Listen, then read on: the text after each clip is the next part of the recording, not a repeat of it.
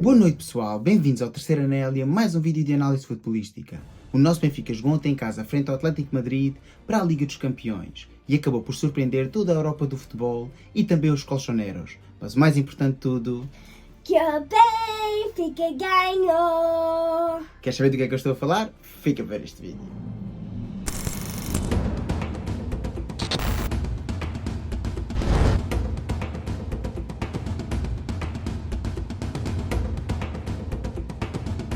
Pois é, meus amigos, o nosso Benfica entrou ontem em campo em partida a contar para a segunda jornada da Liga dos Campeões. E volto a relembrar para aqueles mais desatentos que este ano a fase de grupos é bastante diferente.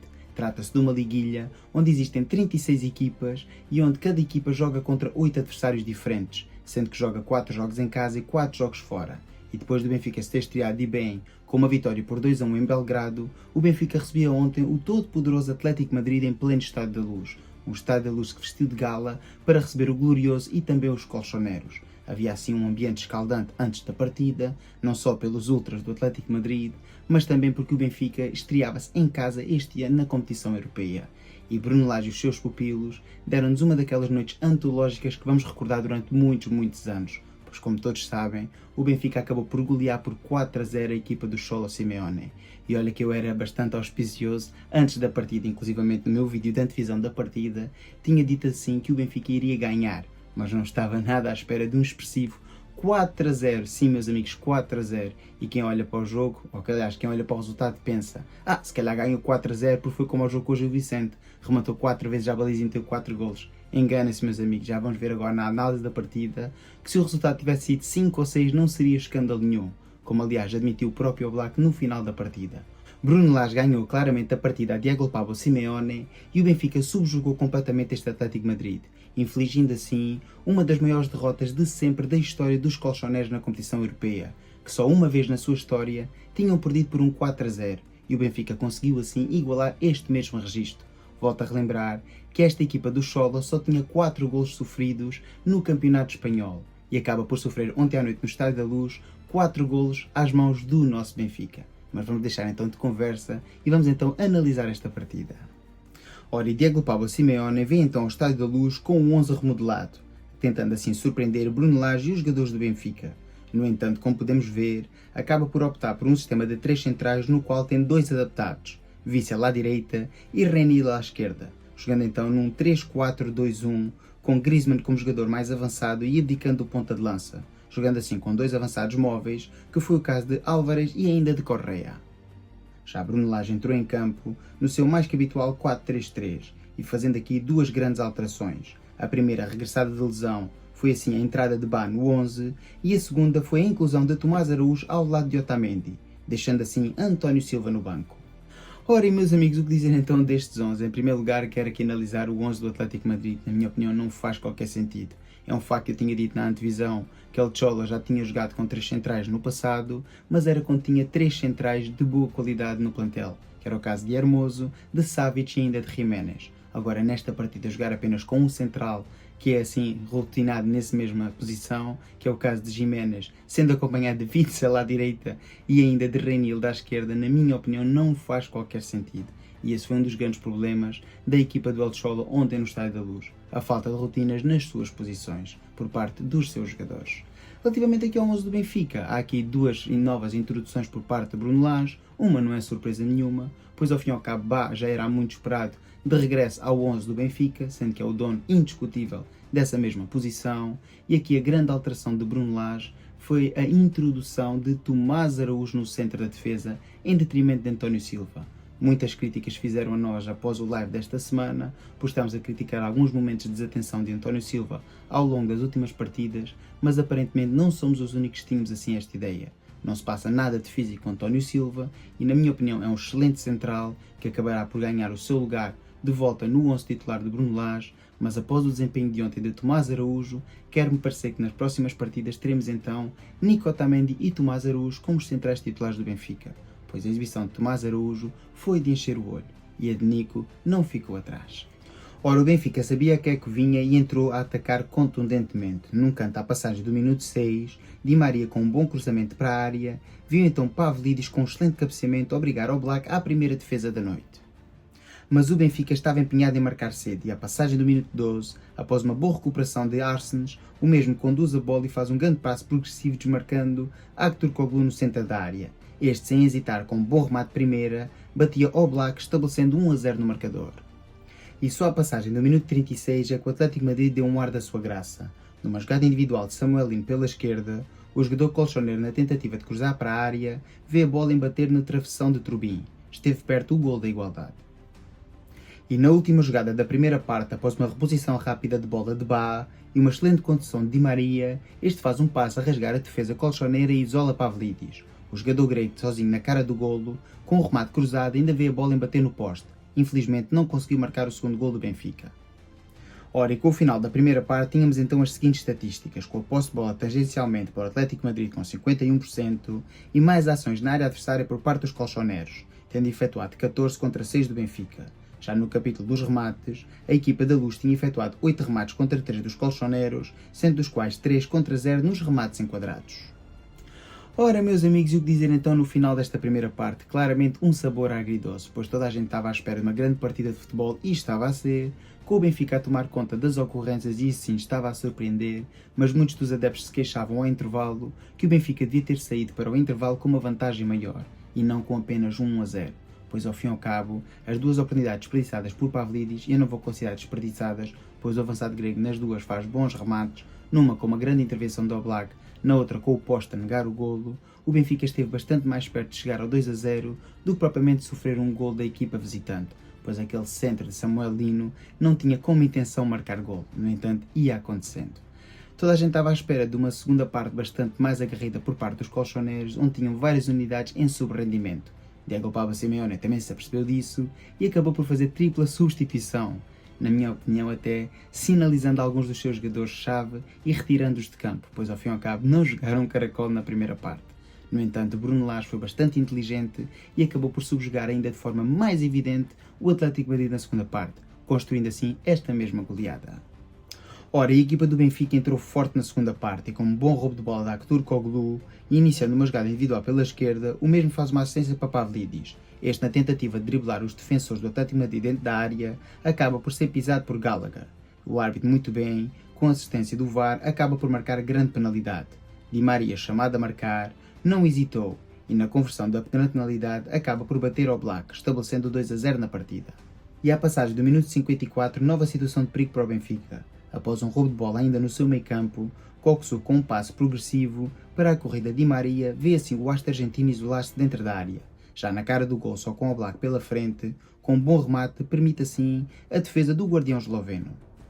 Já com Best em campo à passagem do minuto 74 e após a marcação de um bom pontapé de canto do lado direito, o jogador germânico punha a bola no coração da área e Bá saltava mais alto que todos os adversários e com bom cabeceamento estabelecia o 3-0 no marcador. E à passagem do minuto 81, o lance que estabeleceria o resultado final. Após um bom roubo de bola uma vez mais no meio campo do Benfica e um bom passe de Best, o mesmo desmarcaria em progressão Amdouni, que com uma grande corrida e uma boa desmarcação, na tentativa de driblar os defesas do Atlético de Madrid, acabaria por sofrer falta dentro da área. O árbitro da partida não hesitou e marcaria grande penalidade. Chamado assim a converter, desta vez Coxu uma vez mais voltou a materializar em golo, estabelecendo o 4-0 final na partida. E já para além da hora, à passagem do minuto 91, numa grande desmarcação de Tomás Araújo no corredor direito, Rollheiser faz assim uma excelente jogada individual, assistindo no coração da área Best, que com um excelente remate obriga o Oblak a uma grande defesa. Na recarga, a bola acaba por soprar para o jogador argentino, que com um potente remate vê assim a barra de Oblak evitar novo golo encarnado. Ora, e chegando então ao final da partida, tínhamos então um Benfica completamente dominador, tendo recuperado a posse de bola, sendo que agora tinha 54%, o Benfica também dominava nas ações na área adversária, tendo efetuado 26 contra 17 da equipa visitante, tendo efetuado 19 remates contra apenas 4 dos colchoneros, sendo os quais 11 contra 0 dos remates enquadrados. Ora, meus amigos, esta é uma daquelas partidas em que as estatísticas falam por si só e conseguimos ver perfeitamente a diferença entre as estatísticas da primeira parte e da segunda parte, onde, na minha opinião, o Benfica subjugou completamente este Atlético de Madrid, que, na minha opinião, um por um, tem um plantel bastante mais forte, ou pelo menos com nomes mais sonantes. No entanto, quer pela atitude dos jogadores, quer ainda pela filosofia e ideia de jogo de Bruno Lage, o Benfica acabou por subjugar este Atlético de Madrid. E hoje vamos ter aqui uma particularidade interessante. quando chega a altura de destacar jogadores, para mim é muito complicado destacar jogadores, pois acho que a equipa do Benfica jogou num só, ou seja, jogou num todo como uma equipa, tal e qual como diz o lema, e pluribus unum, assim parecia a equipa do Benfica, que toda ela rendeu a um alto nível, quer os jogadores que começaram de início, quer os jogadores que saíram do banco. E, inclusivamente, vimos aqui várias jogadas e vimos o lance dos golos e, na minha opinião, o MVP desta partida não faz parte destas imagens. Ora, mas vamos começar então por destacar alguns elementos que eu gostei bastante. Gostei imenso de ver, como é lógico, o regresso de Bá, que deu assim outra amplitude à ala direita do Benfica, muito mais profundidade, mas na minha opinião também esteve bastante bem a defender, e pela frente tinha então Julián Álvares, na minha opinião, é o jogador neste momento mais disruptivo deste Atlético de Madrid. No entanto, o defesa dinamarquês cumpriu e cumpriu bem. No centro da defesa, já o disse no início do vídeo, Tomás Araújo esteve brilhante, ao seu lado Nick também esteve bem, mas Tomás Araújo claramente sobressaiu. E depois, mais tarde, a jogar a lateral direito, após a entrada de António Silva em campo, voltou a estar também em bom nível. Depois temos então, no meio campo, Tino, uma vez mais um povo, e recuperou imensas bolas, dominou o meio campo praticamente sozinho. A parte de Arsens também fez uma boa partida como médio de suporte, mas Tino, na minha opinião, esteve claramente excelso. Ao seu lado na construção de jogo, não vale a pena falar tampouco de Coxu, não é? Coxu esteve uma vez mais a um excelente nível, a fazer vários passos a rasgar, com uma grande visão de jogo, assumiu a marcação do pontapé de grande penalidade, muito bem marcado, mas antes disso já tinha feito uma grande assistência para Di Maria, que infelizmente não deu em golo. E o que dizer de Di Maria? Muitos queixavam que Di Maria ia ser titular, que Di Maria não deveria ser titular, que devia começar do banco de suplentes, mas ontem à noite é daquelas noites grandes do Benfica e muito graças a Di Maria, que uma vez mais foi um dos grandes propulsores do ataque do Benfica e que, na minha opinião, rendeu a muito bom nível. Do outro lado, quem é que temos? Aktürkoğlu, uma vez mais a não falhar, recebe a bola na área e com um bom remate de primeira abriu o marcador, numa altura em que a partida ainda estava assim um bocadinho morna. Aktürkoğlu a pôr assim água na fervura por parte do Atlético de Madrid e a rebaixar assim os ânimos da afição colchoneira, que achava que vinha à luz dar um bailarico ao Benfica. E o Benfica desde cedo mostrou que isso não ia acontecer. Ainda destaque para jogadores que saíram do banco, como é o caso de Amdouni, que uma vez mais voltou a entrar muito bem na partida, e acho que este jogador, mais cedo ou mais tarde, acabará por ganhar um lugar no 11 do Benfica, rendeu a grande nível, e uma vez mais Rollheiser também entrou muito bem, tal e qual como Best. Best voltou a jogar, na minha opinião, a médio ofensivo, o que o faz bastante bem, e aqui cria-nos uma pequena dúvida. Onde é que irá jogar Best no futuro? Será que vai jogar a médio ofensivo? Se esse for o caso, fica-nos a faltar um lateral esquerdo. Ou se está apenas a jogar agora, porque Carreira está a render a muito bom nível. E com esta dica vamos então falar do MVP da partida. E acho que seria injusto não dar o MVP da partida a Álvaro Carreras, que ao fim e ao cabo deslumbrou tudo e todos. O jogo que Álvaro Carreras fez ontem no Estádio da Luz não estava escrito. Eu tinha dito na antevisão que o Benfica, devido à forma como ia jogar, ia deixar um corredor para que Álvaro Carreras pudesse efetuar assim o seu jogo interior, mas aquilo que o defesa espanhol fez ontem, a quantidade de bolas que recuperou, interseções, 6 passos progressivos, 8 roubos de bola, 7 interseções, o jogador encarnado esteve em todo o lado, bastante clínico a defender, a aportar bastante no ataque e a mostrar uma vez mais que é um lateral esquerdo bastante sólido. Acho que ainda não está ao nível de Grimaldo, ou pelo menos não do melhor Grimaldo, mas quando comparamos, por exemplo, Álvaro Carreras com os primeiros anos de Grimaldo, acho que já está muito mais à frente em termos evolutivos. E claramente ontem no Estádio da Luz não poderia dar o MVP a outro jogador senão a Álvaro Carreras, que acho que cimentou uma vez mais a sua posição no 11 de Bruno Lage.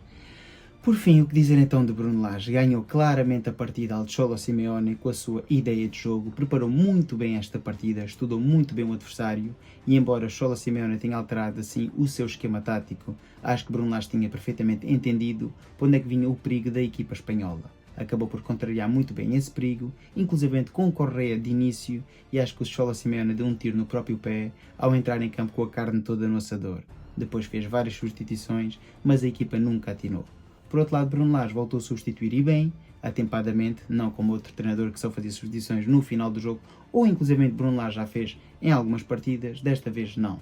Fez substituições atempadas, substituições que na minha opinião estiveram muito bem feitas e que voltaram a alterar o ritmo do jogo, mas na minha opinião para melhor, pois pôs jogadores em campo eletrizantes como é o caso de Amdouni e de Best, que lavaram a cara de um Benfica que já se encontrava cansado, retirando de campo jogadores como Aktürkoğlu e Di Maria, que foram importantíssimos no resultado, mas na minha opinião estava na altura de fazer gestão destes mesmos jogadores. E como tal, na minha opinião, Bruno Lage teve um excelente desempenho. Ora, ainda é um bocadinho cedo para falar de classificações, mas como é evidente temos que dar assim a mão à palmatória e o nosso Benfica encontra-se em terceiro lugar. Estamos apenas com 2 jornadas, mas como podemos ver aqui, o Benfica está num surpreendente terceiro lugar, sendo no primeiro lugar também temos o surpreendente Borussia Dortmund e isso tem a ver com a diferença de golos.